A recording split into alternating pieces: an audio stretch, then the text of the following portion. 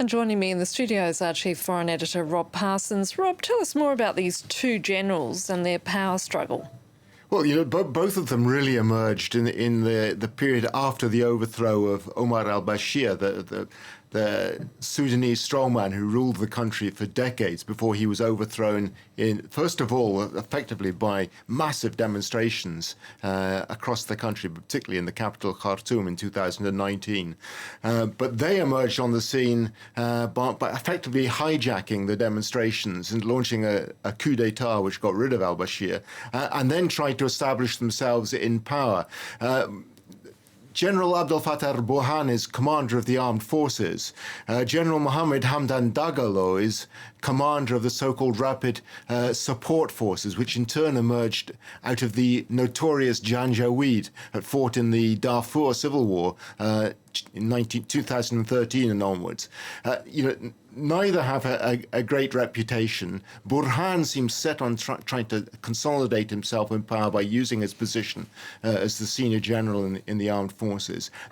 He effectively hijacked what was meant to be a civilian military transitional government in October 2021 and put the government back into military rule with the Council of Generals, with General Dagalo, otherwise known as Hemeti, as his deputy. And ever since then, the two men have been effectively at daggers drawn, both in dispute about what course the country should take in the future, how fast the transition to a civilian government should be, and critically, what should the role of the rapid support forces be inside the new armed forces, the idea being to merge the two together.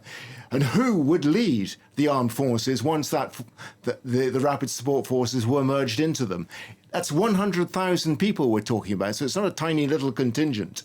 And General Dagalo has used that force to push forward his agenda. He claims that he's fighting in the interests of the Sudanese people and democracy against Islamists inside the armed forces.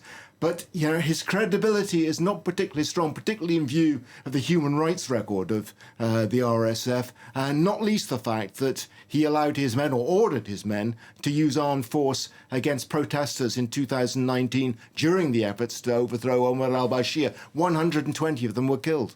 How did we get to this point, given that this country now appears to be almost on the brink of civil war? Again, that is effectively the context. This is the country that's been consistently badly run. During the decades of Omar al-Bashir, there was a civil war which led to separation of South Sudan, now a separate country, in 2011. But it's a civil war that cost 1.5 million deaths and did untold damage to the country. This is a country which is oil-rich, but the people of the country never saw the benefits of that.